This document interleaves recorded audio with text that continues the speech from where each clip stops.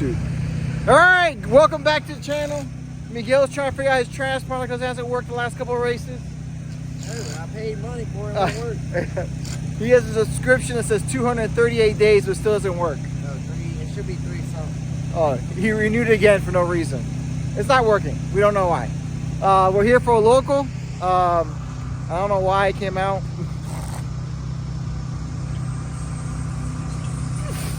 Oh, but I don't like this configuration. All right, let's just put it like that. I'm gonna say it like this. Senior, Junior, and Chris talked me to coming. We're gonna do some testing with Miguel so we can understand more how to tune that 1740 MGM setup he has. And I'm here turning some laps, baby. Top 10 is the goal today. Everybody's been asking me, are you gonna run new tires? The money race is $300, but with registration of new tires, if I win, I break even. So I'm just gonna register and hopefully not destroy anything and have a good day racing. Hey, thanks for watching, guys. You know, I like the BS. It's all good fun. Good competition out here as always. NFKC, North Florida Kart Club, has one of the largest 4 cycles. Them and Bushnell Motorsports Park, you should check both of those places out. Jax is more of a super speedway, and Bushnell is more like Martinsville. 2 completely different racing types of tracks. Both of them are awesome. They cater to 4-cycle guys. Jacksonville's trying to open up more 2-stroke shifters, X30s, KAs. So whatever kart you have, they'll let you run it for sure. Excited to be here. Let's get this day going. Let's get the registration. 1 gear change from the last race and just send it. Have fun.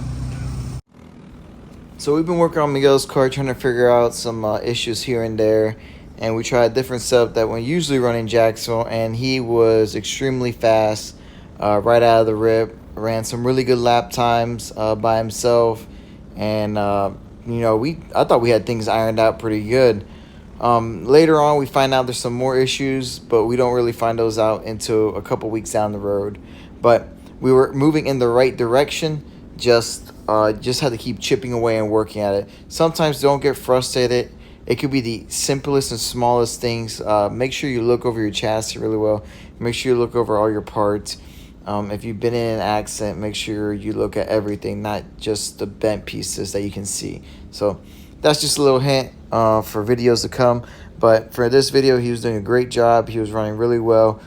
Junior was right behind him. He came out the race. And this is the regular national configuration, what they call the regular track layout. You go down the really long straightaway into this bank turn 1, which I call turn 1, I don't know. Then turn 2, and then it's just a nice flowy track. Somewhat hard to drive, and it has little nuances. So like, it has a little, it's easy layout, but it's difficult to drive. If that makes any sense. And then the draft is everything here. The draft is huge. If you're not in the draft, you're a sitting duck. And this is the only place that you gear for the draft. So if you haven't come here, and most places you gear to hit the limit at a certain part down the straightaway, or you want like more bottom end, more top end, here you gear for the race. You gear for the draft. So that's just a little hint. Don't get caught on gearing. It's difficult, but just make sure you gear for the race and the draft. It was a good practice, and the only time we got on track. All right, practice, only practice in the book. I think I did pretty well. I don't know what a good lap time is. Miguel did really well, but we don't know what good lap time is. So we don't know if we're doing good or sucking. But Miguel did win tires because of favoritism. Because Lynn Brown likes him. So it was rigged. Kenner gave him the tires. Good job. Way to go. Practice time for Biloxi. Now we know who's the favorite. Cool. Awesome. Chris is working on some stuff. Chris is working on some stuff, and I just noticed something on Junior's card. So the rest of us parked it, but Chris brought some rain tires, and he wanted to go out and practice in the rain and run in the rain. He had actually a really good qualifying run. I stayed back and helped him out a little bit with some setups, but he did a really good job. Chris is actually pretty good in the rain. He got a really good run. The kart was doing really well. It really wasn't completely set up for the rain at this point in time. I just threw something together and hoped and prayed that it would work. He did a really good job running it. And to be honest, we were shaking a guess on the gearing. I like to be on the limiter harder when it comes to gearing. When it comes to the rain, myself personally, other people just add like maybe a tooth. I add like 5 or 6 teeth. That's how I run it. The only advice I could give Chris is when it's raining, don't touch the curbs. The curbs are not your friend. There is no grip on the rain. Ron had this thing hooked up like a monster. He was so dang fast here. It was incredible how quick his car was working in the rain, how good it looked. He was so damn fast. So that was really the benchmark. Him and Dan were really, really quick in the rain. So it was going to be a really good battle between everybody. I thought I geared it right, and it looked like by this part of the video, we were pretty much close to Ron's gearing, but Ron was doing like some Superman duck move down the straightaway to get out, which was funny. So overall, Chris did an excellent job, P5. We were going to try to get him up front and go for the money. Each session that happened, he went out, he got faster. So the rain's coming down. We have parked it for the day. I don't think the track's going to dry out before the finals anyway, so sucks. I didn't bring any rain tires. Weather did not say it was going to rain, so it is what it is. We have Chris running though. He's going to be running the camera for us. He's going to hold it down. Qualified P5. Good on him. So we'll just keep going with it and see what happens in the end. Hopefully he can bring home the win for the crew. Miguel as well has packed up. We got Biloxi coming up, and we don't want to deal with the rain and accident or something bad happen. We're trying to save it for Biloxi. If you're out here in the area though, come out to the local in Jax. Great group of people, ran great. Should be a good day. Let's get this day going. Oh, going. It's already going. Let's finish out strong. So here you go, starting P5, really good run. Chris is not usually an elbows out driver. He is more of a I'll let you pass Martin style, but here they did a really good job driving it through. Jeff did a really good job sticking it in and sending it forward, and then Ron was just having an issue with the cart right off the bat. Sucks for him because he was really, really fast. The one to beat for sure. So Jeremy and Jeff get a good run, and they get out on Dan, and then Chris gets up on the back of Dan and try to push him down the straightaway. Dan was geared more for the infield, and we were geared for like the middle range. So I think we were geared well. I probably should have stacked on two more. And you see up front, Jeff and Jeremy really battling it out. But you see here, you don't want to get on the curbing when you're turning. You just want to stay off the curbing when you turn, when it's slick. And then you're going to have an aha moment. Here, it looks like Chris just washes out a little bit, and the 711 gets under him. So he falls back for a little bit, and then he starts marching his way back forward, working it, getting more comfortable. And his cart looked really good coming out of the bowl. His cart would just move out of the bowl and release really well. And then we're on the 711's back bumper, but looked like the 711 was geared for a little bit more straightaway speed than us. So we were able to help him in the infield, but we were kind of stuck behind him down the straightaway.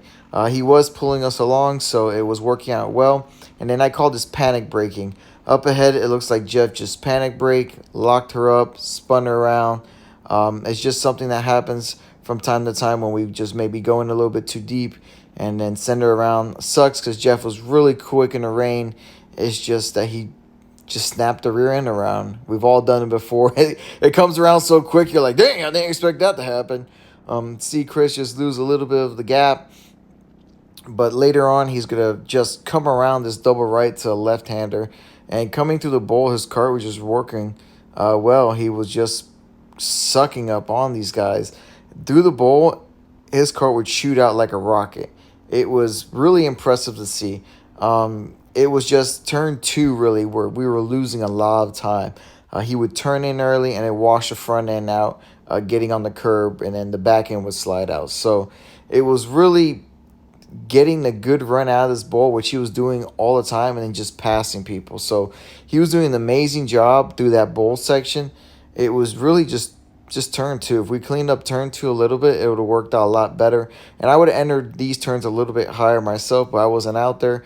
Definitely would not, as you can see right there, he goes in early and shallow, clips the inside curb, and then the cart just washes out. You don't want to turn in early that turn 2 because you can see the back end wanting to dance around. You want to turn in a little bit later, get out of the racing line a little bit, and then turn in. You really don't want to be, at least for me, this is just me talking about my experience. I don't like to be on the racing line. I like to be a little bit higher on the racing line. There's like an aha moment you have where you go just a little bit wide or you overcook the corner, but then the cart grips and yanks and turns. You're like, whoa, I might have found something. You have like that aha moment, and then you're like, okay, well, let me try it again. Let me go a little bit wider next time. Or let me send it out a little bit wider and see what happens next. That's basically the aha moment I tell everybody. So if you just turn in a little bit later and you get that aha moment, like the cart will just grip and turn, you're like, okay, this is what happens. So it may look like he catches a little bit, but he's really catching and losing, catching and losing. So P3 for this run, not bad for the pre-final. Including the $900 spent for a load. All right. Miguel's talking about how much money he blew in Homestead. And CKNA weekend too. And CKNA. He's trying to see how We he were did my taxes. we were just talking about expenses of racing. Racing does get expensive. Depends on what event you do. Like this local's $45 if you're a member. He lives 15 minutes away. I mean, for $50, you're out here running a hell of a time on dumpster tires. And I won a free set of tires. And you want a free set of tires. So Both fronts. we were just talking about that. Fronts. Chris, P3 in the pre-final. We have a shot to win it. Everybody's gonna be wondering why do y'all give up? It rained. It rained, but We got Biloxi to go to. that's what we were talking about. Like, we don't want to really mess up the equipment for Biloxi. So, I mean, yeah, it sucks. I would love to be racing right now, but I didn't bring any rain tires because the radar said no chance of rain, and then it pulled the Florida on me and rained. Yeah. So this is where we're at right now. Starting snowing. Chris starting P3 in the final. He has a chance to win it. Extra dot there, baby. Do it for us. Rock and roll. Do it for you guys. I gave him a setup to win. It's all in his hands now. So, that's all I can do. We stuck around this whole time, so. Exactly. I stuck around. I could be at the house by now. Huh? Make you proud. He's gonna spin out. Either, hey, records or checkers. You either win it or don't come off the track. You drive that thing home straight to Just go Ocala. right up, down to 301. Right to the west side of Jackson. Just forget about stopping here and just hit 301 and go to Ocala. Yeah. Starting P3 in the finals, and we had an amazing jump. That inside line guy, an amazing jump. We did a couple changes to Chris's kart, which he just made the kart that much quicker, and his driving made it that much quicker. We didn't change any of the gearing, but Dan was gone. He had checked out, turned up the nitrous, turned up the boost, everything he could have turned it up. He turned it up to 12, 13. He shot off like a rocket and bye-bye. But it was early in the race and anything could happen. I thought that these guys behind were able to work together and run him down. We definitely had the gearing for the straightaway, but did not have much of the gearing on the infield. And you can see here on entry, it looks like Chris gains a little bit, but really loses a lot on exit. And then this is where the race ended right here. Immediately at the beginning of the race, the top 2 and 3 start battling it out, and this is where Dan starts walking away. Usually at the beginning of a race, and this is for me, I like to lead, so I might go for it myself, or if I don't have the speed, or if I'm not geared correctly, I won't go for it right away. Or if I'm just lacking a little pace, I'll stay behind. Chris starts pushing, and then notices immediately that Jeremy is geared for infield, so it was, a balancing act. Could they run them down? Yes, but it was going to be really, really difficult. They were going to have to work together to make it happen. You can see Jeremy get back on Dan's back bumper, and then you're going to see him start falling away here in a second. So once Chris sees him start falling away, Chris goes and makes the move back around Jeremy to try to run down Dan. But there is someone lurking in the wings behind them, and he started last and just had a rocket. You can see every time this is where we were just losing it. Turn 2 was our Achilles heel, but he kept improving everywhere else on the track, and the kart was just doing that much better throughout the track. Like I said before, you want to hunt for the grip. The grip is out there. It's just difficult to understand, and sometimes you don't drive the kart hard enough to get the tires warm enough to do it. Ron was coming from the back and was coming with a mission. He said he didn't know if he had enough pace to make it happen. I told him after seeing the senior heavy race, if he did not get into any accidents moving through the field, he was going to run down the leader. And that's exactly what happened. Ron just had that much. You can see his kart just go out wide, slide, and hook and go. It was just insane how that car was hooked up for the rain. Chris was, we had some good laps, we had some bad laps, but he was doing an amazing job driving. You can see that Dan just is out there. Then you see Jeremy and Ron battle it out for a little bit, and just Ron just had raw pace. And then you'll see Chris start tracking Jeremy back down. A couple laps later, Chris is just charging forward, and Jeremy's just slowly coming back to us. But you can see here on entry, we gain a little bit, but then we lose on exit. So remember that. It's a mind thing, because you think you drive it in hard on entry, and you're like, oh, man, I gained 2 or 3 cards. But on exit, you lose 4 or 5 cards, and you think like, well, man, my motor's bad, or I'm not geared right. No, it all happened during that entry. Chris got a really good run around Jeremy, and then from there on out, he just held 3rd place, pulled away, and then you're going to see he had a front row bird eye seat of the party for Ron and Dan. Ron ended up catching Dan, I think, with like 2 to go, and then made a pass for a lead. At that point, I thought the race was over. Dan ran Ron right back down. And then it was a really, really tight battle there at the line. It was really, really close. It was one of the best races I've seen in a while. It came down to the wire, and it was really good to see. I was super proud of how good Chris was doing for him being in the rain. And I was just hoping he kept it on track. And he did an amazing job of running it the whole race. Clean, did a really good job, hit his marks. Just overall, super happy. Could not ask for anything else. He did. I'm just speechless for words, because Chris has come such a long way from where he has started. In these last couple of races, he has been one of the front pack runners of the class. Like, been running up there, top 5, has top 3 speed all the time. His racecraft's coming a long way. It has really been crazy to see the progress from where he was at to where he is now. Consistently running up front and being one of those guys to look after, and one of those guys to be like, wow, he could have an opportunity to win, or has an opportunity to pull one out. So good job, P3 overall. Won some money, baby. Good, buddy. We finally found Chris. Finally found Chris. He's talking to everybody. Oh, that's celebrating. right. That's right. You went to go get your prize since you won. I had to go get my $50. $50, P3 in the rain. He carried the camera. Awesome job to him. Next local, we might make it out. I probably not. I'll be here. Miguel will be I'll here. run all locals at Jacksonville. Yeah, I'll try to make it out more often. It's just a little bit of a drive, and I'm trying to do the bigger events, but definitely I'll make it out to the locals. But thanks for watching, guys. Hey, Again, shout out to Miguel, and a huge shout out to Jorge and Jam Racing for all the help today. awesome, cool. Hey, SmokerPerformance, check out the gearing. Can't say enough. Cool little system. Check it out. See if you like it. Mike's an all right guy. Mike's an alright guy. Yeah, we should say that. He Mike, hangs out with us. he hangs out with us, not because he wants to. All right, guys. Catch you guys on track. Take it easy. All right, buddy.